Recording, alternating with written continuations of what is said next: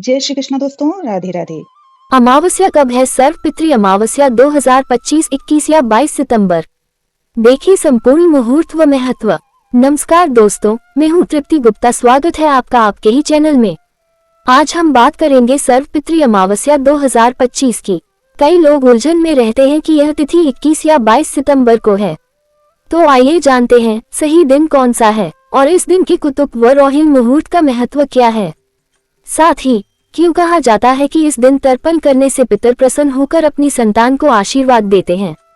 आश्विन माह की अमावस्या तिथि 21 सितंबर की रात 12:16 पर शुरू होकर 22 सितंबर की देर रात 1:23 तक रहेगी। इस दिन पितरों की पूजा और श्राद्ध कर्म विशेष महत्व रखते हैं। पितृपक्ष हिंदू धर्म में एक अत्यंत पावन और श्रद्धा से परिपूर्ण समय होता है, जिसमें हम अपने पूर्वजों को स्मरण करते हुए उनका तर्पण, पिंडदान और श्राद्ध करते हैं। ये 15 दिवसीय अवधि हर साल भाद्रपद मास की पूर्णिमा से अश्विन मास की अमावस्या तक चलती है। इस वर्ष पितृपक्ष की शुरुआत 7 सितंबर 2025 से हो रही है। इस दौरान विशेष रूप से सर्वपितृ अमावस्या, जो इस वर्ष पितृपक्ष का अंतिम दिन है, अत्यंत महत्वपूर्ण मानी जाती है। ऐसा माना जाता है कि इस दिन विधिपूर्वक किए गए कर्म और श्रद्धा से पूर्वजों की आत्मा को शांति मिलती है और वे अपने वंशजों को आशीर्वाद देते हैं। यदि आप इस दिन कुछ विशेष कार्य करते हैं तो पितरों की कृपा प्राप्त हो सकती है और जीवन में सुख समृद्धि का मार्ग प्रशस्त होता है। सर्वपितृ अमावस्या की शुभ मुहूर्त। कुतुब मुहूर्त सुबह 11:50 से दोपहर 12:38 तक। रोहिणी मुहूर्त दोपहर 12:38 से 1:27 तक। अपराह्न काल दोपहर 1:27 से 3:53 तक। इन शुभ समयों में यदि आप अपने पूर्वजों को श्राद्ध और तर्पण करते हैं तो माना जाता है कि उन्हें शांति मिलती है और आप उनकी कृपा और आशीर्वाद प्राप्त कर सकते हैं।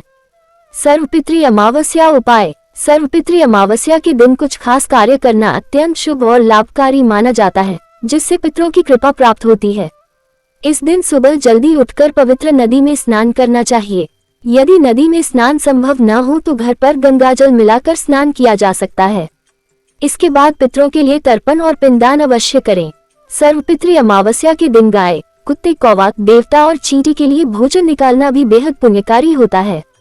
साथ ही ब्राह्मणों को भोजन कराना और अपनी क्षमता अनुसार दान दक्षिणा देना चाहिए। इस प्रकार के कर्म करने से पितरों की कृपा मिलती है और जीवन में सुख समृद्धि आती है। इसके अलावा पीपल के पेड़ की पूजा भी विशेष महत्व रखती है, क्योंकि इसे पितरों का निवास माना जाता है। इस दिन पीपल के पेड़ की 7 परिक्रमा करें और पेड़ के नीचे सरसों के तेल के दीपक में काले तिल डालकर जलाएं। आप मंदिर के बाहर भी पीपल का पौधा लगा सकते हैं। ऐसा करने से शुभ फल प्राप्त होते हैं और पितृदोष भी कम होता है। इन सरल लेकिन प्रभावशाली उपायों से आप अपने पूर्वजों को सम्मान दे सकते हैं और उनके आशीर्वाद से जीवन में सकारात्मक बदलाव ला सकते हैं। सर्वपितृ अमावस्या महत्व। महालया अमावस्या पितृपक्ष की सबसे महत्वपूर्ण तिथि मानी जाती है। इसे सर्वपितृ अमावस्या या विसर्जनी अमावस्या भी कहा जाता है, क्योंकि इस दिन उन सभी पितरों का तर्पण किया जाता है जिनकी मृत्यु तिथि ज्ञात नहीं होती या जिनके श्राद्ध विशेष तिथि पर नहीं हो सके। इस दिन लोग विधिपूर्वक अपने पूर्वजों का तर्पण, पिंडदान और श्राद्ध करते हैं ताकि उनकी आत्मा को शांति मिले और वे प्रसन्न होकर आशीर्वाद दें। मान्यता है कि महालया अमावस्या पर पितरों की कृपा प्राप्त करने से पितृदोष दूर होता है, जिससे परिवार में सुख, शांति और समृद्धि आती है। जो लोग नियमित श्राद्ध नहीं कर पाते, वे विशेष रूप से इस दिन अपने सभी पितरों को स्मरण कर तर्पण करते हैं। ये दिन पूर्वजों के प्रति श्रद्धा और कृतज्ञता प्रकट करने का भी प्रतीक है। संक्षेप में, महालया अमावस्या पितरों को सम्मान देने, उनके प्रति कृतज्ञता जताने और उनसे आशीर्वाद प्राप्त करने का एक अत्यंत पुण्यदायी अवसर होता है। इस बार पितृपक्ष में एक ही दिन होगा, तृतीया व चतुर्थी का श्राद्ध। पितृपक्ष भाद्रपद माह के शुक्ल पक्ष के पूर्णिमा से शुरू होता है।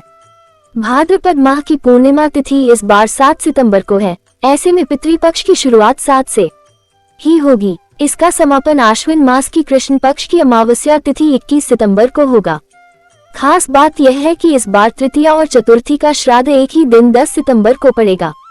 मान्यता है कि पितृपक्ष अवधि के दौरान सभी पूर्वज अपने परिजनों को आशीर्वाद देने के लिए पृथ्वी पर आते हैं। उन्हें प्रसन्न करने के लिए तर्पण, श्राद्ध और पिंडदान किया जाता है। पितृपक्ष में किए गए दान धर्म के कार्यों से पूर्वजों की आत्मा को तो शांति मिलती है, साथ ही पितृ ऋण से मुक्ति भी मिलती है।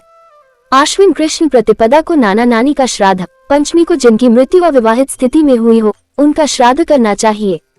ज्योतिषाचार्य ने बताया कि जब सूर्य कन्या राशि में प्रवेश करता है उसी दौरान पितृपक्ष पड़ते हैं। उन्होंने कहा कि सूर्य जब हस्त नक्षत्र को स्पर्श करता है तो उस काल में गया जाकर पितरों का श्राद्ध करना सबसे उत्तम माना गया है। ज्योतिषाचार्य एस नागपाल ने बताया कि इस बार तृतीया और चतुर्थी का श्राद्ध एक ही दिन 10 सितंबर को पड़ेगा। उन्होंने बताया कि 7 सितंबर को पूर्णिमा का श्राद्ध, 8 को प्रतिपदा का श्राद्ध, 9 को द्वितीया का श्राद्ध, 10 को तृतीया और चतुर्थी का श्राद्ध होगा। इसके अलावा 11 को पंचमी, 12 को षष्ठी, 13 को सप्तमी, 14 को अष्टमी, 15 को नवमी पर सौभाग्यवती स्त्रियों का श्राद्ध किया जाएगा। 16 को दशमी, 17 को एकादशी, 18 को द्वादशी सन्यासियों का श्राद्ध, 19 को त्रयोदशी, 20 को चतुर्दशी, 21 को अमावस्या के श्राद्ध के साथ ही सर्वपितृ अमावस्या का श्राद्ध किया जाएगा। पितृकर्म के लिए उपयुक्त समय। ज्योतिषाचार्य ने बताया कि पितृकर्म के लिए दिन में 11:36 से 12:24 बजे तक कुतुब काल, 12:24 से 1:12 बजे तक रोहिणी काल और दोपहर 1:12 बजे से लेकर 3:55 बजे तक के समय को उपयुक्त माना गया है। दोस्तों, सर्वपितृ अमावस्या सिर्फ एक तिथि नहीं बल्कि पितरों को स्मरण और सम्मान देने का पावन अवसर है। अगर सही मुहूर्त में तर्पण और श्राद्ध किया जाए तो पितर प्रसन्न होकर परिवार पर अपनी कृपा बरसाते हैं। याद रखिए, पितृ कृपा से ही जीवन में समृद्धि, शांति और सफलता आती है। तो इस अमावस्या पर श्रद्धा और नियमों का पालन अवश्य करें। अगर यह जानकारी आपको उपयोगी लगी हो तो वीडियो को लाइक और शेयर करें और हमारे चैनल को सब्सक्राइब करना न भूलें। पितरों का आशीर्वाद सदा आपके साथ रहे। धन्यवाद। फिर मिलते हैं एक नई धर्म और ज्योतिष से जुड़ी महत्वपूर्ण जानकारी के साथ। तब तक के लिए आज्ञा दीजिए। जय श्री कृष्णा दोस्तों, राधे राधे।